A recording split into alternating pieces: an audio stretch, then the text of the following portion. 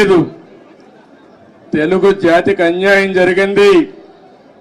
నా జాతిని కాపాడుకోవాలని ఏకైక లక్ష్యంతో ఎన్టీ రామారావు గారు వచ్చారు.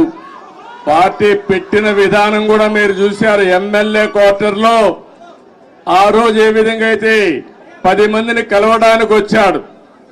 వస్తే పెద్ద ఎత్తున ప్రజలు వస్తే అప్పటికప్పుడే తెలుగుదేశం పార్టీని నామకరణం చేసి అనౌన్స్ చేశారు. ఈ రోజు కూడా నేను చూస్తున్నా మిమ్మల్ని చూస్తా ఉంటే మళ్ళీ తెలంగాణ గడ్డ పైన తెలుగుదేశం పార్టీకి పూర్వ వైభవం వస్తుంది. అది స్పష్టంగా కనపడుస్తా ఉంది. మీ ఉత్సాహం చూస్తా ఉంటే ఒక విషయం మనందరం కూడా గుర్తుపెట్టుకోవాలి. ఈరోజు 2 రాష్ట్రాలు విభజన జరిగినప్పుడు కూడా నేను ఒకటే ఆలోచించాను. నాకు ఇటు తెలంగాణ అటు ఆంధ్రప్రదేశ్ 2 కళ్ళు లాంటివి.